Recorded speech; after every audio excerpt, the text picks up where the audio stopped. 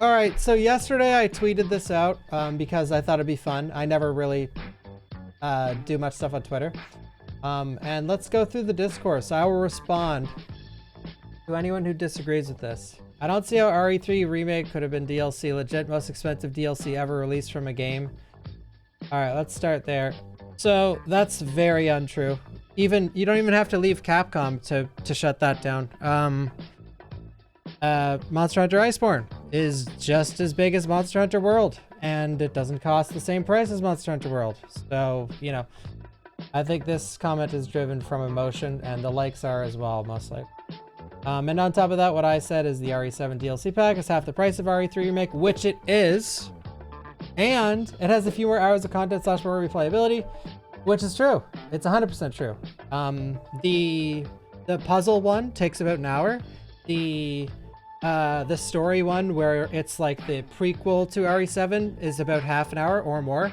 The nightmare scenario, which is super replayable, takes most players at least an hour. I'd say most people would probably take 2 hours. So we got 5 hours already. Ethan Must Die can take people up to like... Ethan Must Die can take days. It took me 2 hours, so there, 7 hours. All right, Jack's Birthday, that's another hour. All right, now the real DLC. Not a Hero is at least 2 hours, and then you have an extra hard mode and achievements. That's an extra hour. You have the 21 card game there. That is an extra hour. You have the End of Zoe, which is another 2 hours. So you have like 14 hours of content with RE7's DLC. And with RE3 Remake, you can get almost every single achievement in the entire game on your first playthrough. And then if you want to replay it again on Inferno, you can do that. Say RE3 Remake equals 11 hours. I'd say 6 of those hours are being stuck on Final Nemesis on Inferno. That's true. People don't like it when you say you enjoy RE5 and 6. That's true, Tony. Second half is nowhere near as bad as 6 at best. Horrible take. It's a good 7.5. I actually thought 6 was generous. I'd give it a 5 at best. Yikes, bad take. Nah, good take. Lame corridor mine sector with repeating enemies. Terrible take. Alright, so that's fine. I think RE7 could be... The second half of RE7 could be a 7.5, sure. The thing about the boat section onwards from RE7, there's no denying this. I can't think of another RE game that doesn't introduce new enemies. RE7 is already extremely lacking enemy variety, and when you get to that boat section, the boat section is the least detailed by far. I'm not going to get into it. I don't need to, because anyone that's played the game knows exactly what I'm talking about. They could have added barnacles to the fucking molded at the boat, and it would have went a long way, but there's nothing. It's just a... But sure, yeah, 7.5, whatever. That's fine. People love to hate RE6. That game is a blast to play with friends. The characters... So... Yeah, this... Yeah, I said RE6 is a good game. So, I don't love it or anything, but I also don't think it's, like, awful. Outbreak would be an amazing remake if done well. Yeah.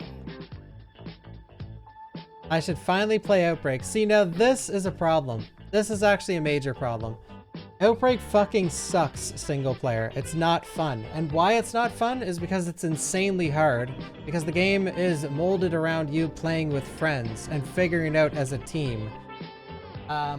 So if people go back and revisit Outbreak and like, I want to see what all the hype is about.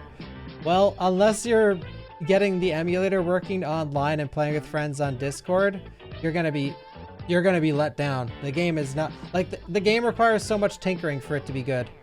It's unfortunately a game that's super far ahead of its time. So, yeah, it feels bad. For this game, I don't understand the RE6 hate. I do fully understand it. I actually have a complete like gigabrain understanding of it. It's not rocket science. I'll put it in the simplest terms. They called an action game Resident Evil, and that made half the fans' fucking wieners explode. RE7's ship section is painfully mid and drags the game down. See, I don't understand this. RE5 and 6 are good games, but terrible RE games. At this point, by the way, I'm gonna blow your guys' mind. A real Resident Evil game There are more action Resident Evil games at this point than classic. The franchise has transformed into something new. And when you have the take of like a bad RE game, you're like way stuck in the past. You're like you are like a fossil at this point. The franchise has moved on from a real Resident Evil game like 15 years ago, and you haven't. Or not this person, I just mean a lot of fans haven't. It blows my mind that a lot of people will be like, oh, it's not a real Resident Evil game because it's not slow paced, like fixed camera angle, tank control, whatever. It doesn't have to be tank control. Zombies, you know, it's not trying to scare you. But there's more RE games at this point that do the other thing. There's less of those games that are real Resident Evil. So at this point, that's not real Resident Evil anymore. The franchise has changed and you haven't accepted that. Not this person, I just mean, this take is so fucking common. I'm just referring to like everyone that's like, that's not a real Resident Evil game. Yep, I'm talking about that franchise that reinvents itself every fucking 3 games. But my favorite are the first 3, so that any game that's not like them is not real, yeah! Hey, Blankface Studio. The fuck, dude? I have very unpopular opinions. Oh, okay, that explains that. Our king has spoken. Wow, I'm surprised not more people were angry. I so thought they would be.